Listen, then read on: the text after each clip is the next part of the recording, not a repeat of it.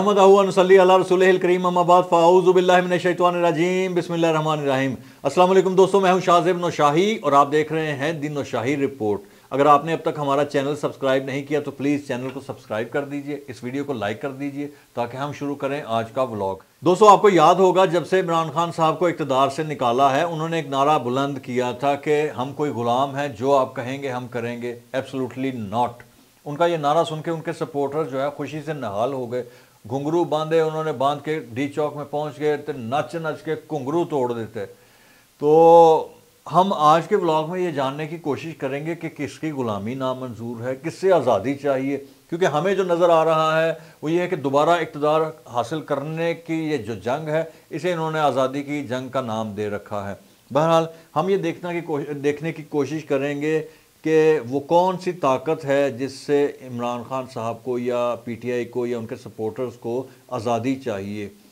तो सबसे पहले हम इंटरनेशनल इस्टेब्लिशमेंट, इंटरनेशनल जो ताकतें हैं उनका देखते हैं कि शायद उनमें से कोई ऐसा हो जिसे इमरान खान साहब को आज़ादी चाहिए, या कोई मुल्क में जो ताकतें हैं उनसे आज़ादी चाहिए। और सबसे पहले तो इन्होंने, जब इनको इक़्तिदार से निकाला गया, इन्होंने कहा जी अमरीकी साजिश से मुझे इक़्तिदार से निकाला है, अमरीकी साजिश नामंजूर। फिर जब उन्होंने हालात की संगीनी और अपने नारे की इन्होंने सेंसिटिविटी का जायज़ा लिया, उन्हें अपनी गलती का एहसास हुआ, इन्होंने अमेरिका का नाम हटा दिया, सिर्फ ग़ुलामी नामंजूर कर दिया और साजिश नामंजूर कर दिया। तो अमरीकी ग़ुलामी जो है इन्होंने नाम उसको, यानी पहले अमरीकी ग़ुलामी का नाम दिया, उसके बाद अमरीकी ग़ुलामी से सिर्फ ग़ुलामी नामंजूर कर दिया। और उसके बाद दो फर्म्स जो हैं अमेरिका की हायर की, जो इनके लिए लॉबिंग करती थी वाइट हाउस में इनके जो है रिलेशन को बेहतर करने के लिए। फिर जो अमरीकी सफ़ीर है उनसे मुलाकातें इनकी होती रहीं। उस वक्त जो इनके स्पोक्स पर्सन थे फवाद चौधरी साहब, उनके घर आए। तो इसका मतलब है कि अमरीकी ग़ुलामी इनको मंजूर है, अमेरिका से ग़ुलामी आज़ादी नहीं चाहते। और जब जो बाइडन सदर बने तो ये कहते रहे कि मैं जो बाइडन के फ़ोन का इंतज़ार करता हूँ, वो मुझे फ़ोन नहीं करता। जब डोनाल्ड ट्रंप थे वहाँ गए, उनसे मुलाकात की, वापस आए, कहा कि मुझे ऐसा लगता है जैसे मैं वर्ल्ड कप जीत के आया हूँ।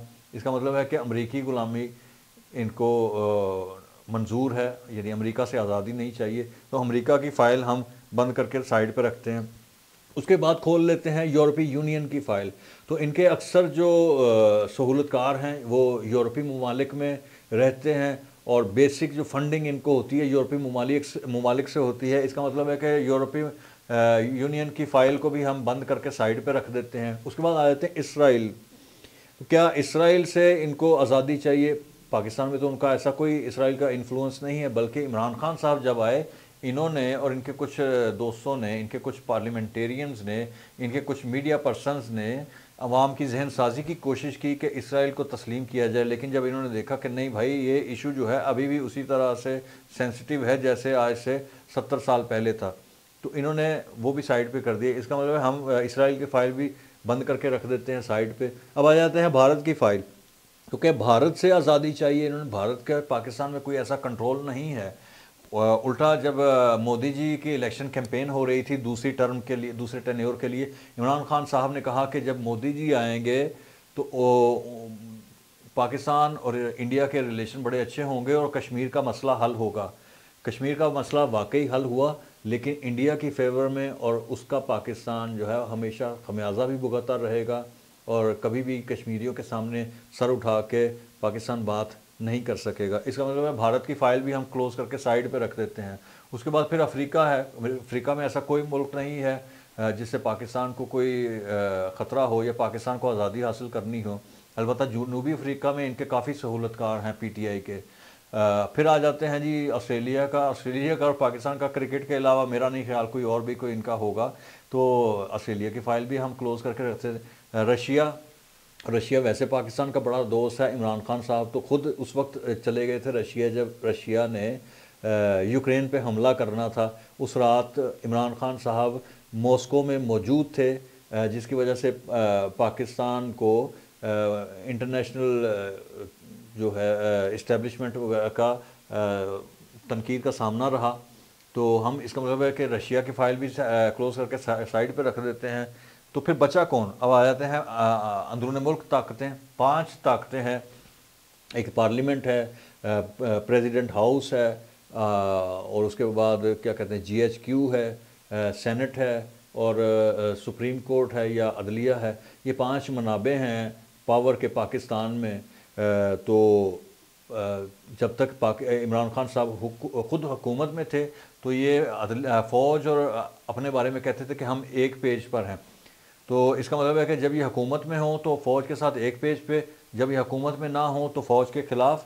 اس کا مطلب ہے کہ فوج کی فائل بھی ہم کلوز کر کے رکھ رہے ہیں, کیونکہ جب یہ حکومت میں ہوتے ہیں تو فوج ان کو پیاری ہے. اس کے بعد عدلیہ ہے. عدلیہ میں آج سے کچھ عرصہ پہلے تک ان کے بے شمار سہولت کار تھے, بلکہ عمران خان کو صادق امین قرار دینے والا, اس کے بنی گالوں کو ریگولرائز کرنے والا, ان کو بے شمار جگہ سہولت دینے والا, وہ عدلیہ کے ہی اندر بیٹھے ان کے لوگ تھے. اس کا مطلب ہے عدلیہ کی فائل بھی ہم کلوز کر کے رکھ دیتے ہیں. پریزیڈنٹ ہاؤس ہے تو ان کا عمران خان صاحب کا وہ کارکن ہے, اور عمران خان صاحب کے حکم کے بغیر وہ پانی بھی نہیں پیتے. تو اس کا مطلب ہے کہ پریزیڈنٹ ہاؤس کی فائل بھی ہم کلوز کر کے رکھ دیتے ہیں. اب آ جاتے ہیں جی سینٹ. تو سینٹ کے ساتھ بھی ان کو جب تک یہ حکومت میں تھے, اور پھر آ جاتے ہیں پارلیمنٹ. یہی 2 رہ جاتے ہیں. تو پارلیمنٹ میں خود رہے, حکومت کی انہوں نے, سینٹ میں بھی رہے.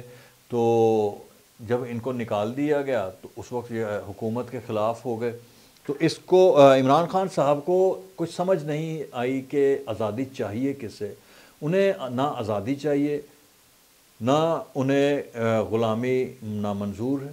انہیں صرف اقتدار چاہیے. اس کے لیے وہ کسی بھی حد تک جا سکتے ہیں. آپ نے دیکھا 9 مئی بھی کیا انہوں نے سب کچھ کر کے دیکھ لیا.